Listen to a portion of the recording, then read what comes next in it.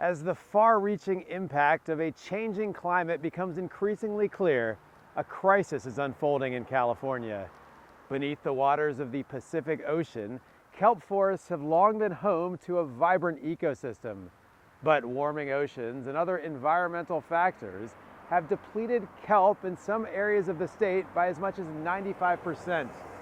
We go underneath the waves and speak to the people who are affected directly by the kelp crisis and find out what's being done. The California coast, where the western edge of North America meets the Pacific Ocean. It's a region of rugged beauty, rich biodiversity, and just off the shore, underwater forests. Kelp, a type of algae, has long grown abundantly here. The plants attached to the seafloor, providing food and shelter to thousands of species, pulling carbon from the atmosphere and reducing ocean acidity. So this kelp that you see out here, this remnant patch that we still have, it's creating three-dimensional structure. It's like an underwater forest. And so it's creating habitat for birds, for marine mammals like harbor seals, which we have just out on the rocks here, all sorts of invertebrates, fish, of course. But warmer ocean temperatures and other environmental changes started a series of events that have devastated California's kelp in the last few years. Up and down large parts of the coastline, what were once dense forests of this giant seaweed have been depleted by as much as 95%. Just in the last 5 years, it's been very alarming to see kelp, especially along this coast, just disappear. We haven't seen that before.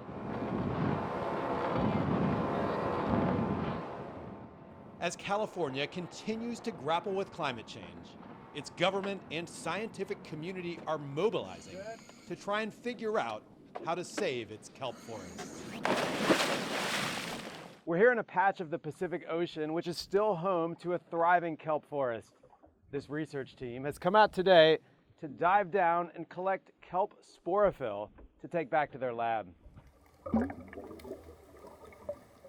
Sporophyll is tissue at the bottom of the kelp plant that is key to its reproductive process. Scientists at the University of California, Irvine are studying the kelp and growing it in a controlled environment to understand why some are still thriving.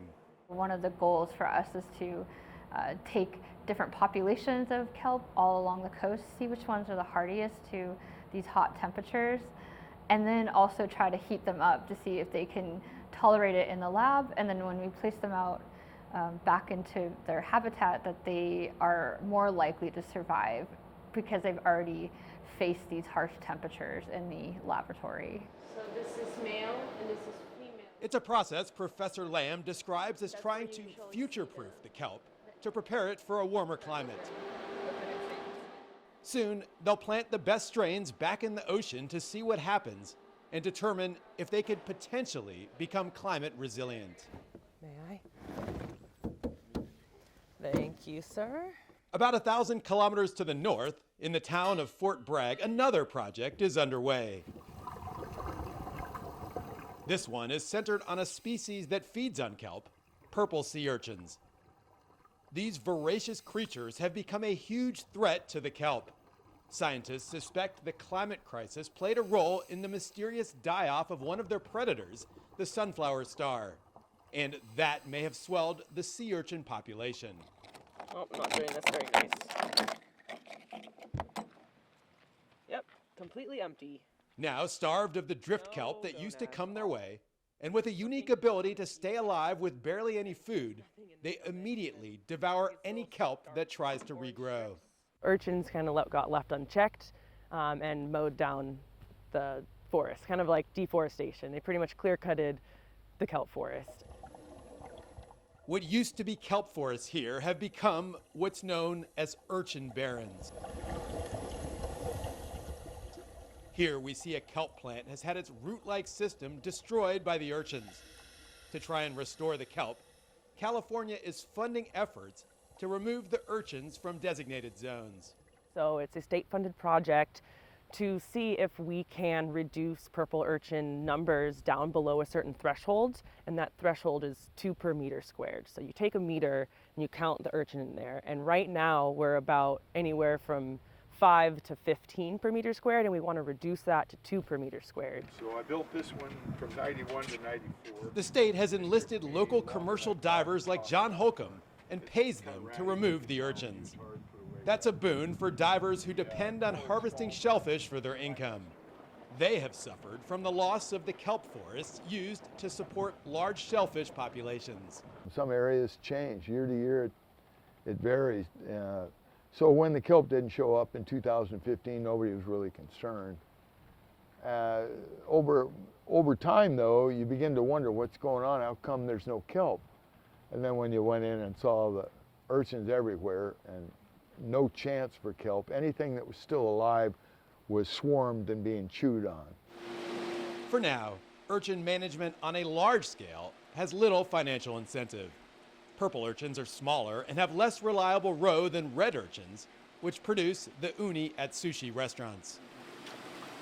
But at this lab, a company called Urchinomics is hoping to change that.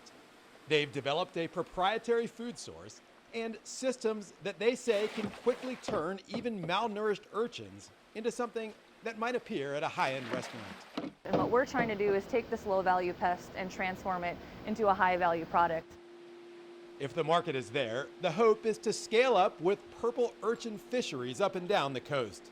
So what do purple urchins taste like anyway? All right, so here we go, eating a purple urchin. Let's see how this thing tastes.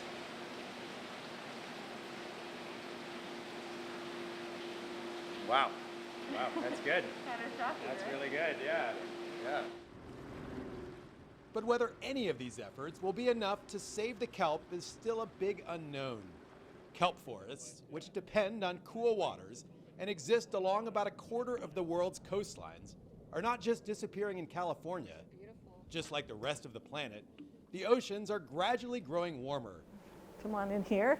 And that means these rich ecosystems are being wiped out across the globe. We're learning so much from Australia, Canada, all these other places, Norway, that are dealing with these issues and how they're either being successful or not successful in turning that around. So I think there's absolutely a role for the world community to play in addressing kelp as a world issue, as an ocean-wide issue.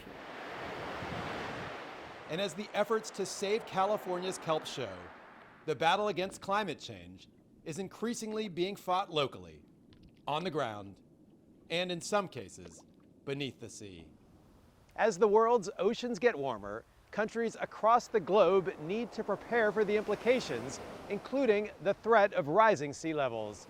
Coming up, a look at how Singapore is working on nature-based solutions to mitigate the effects of climate change.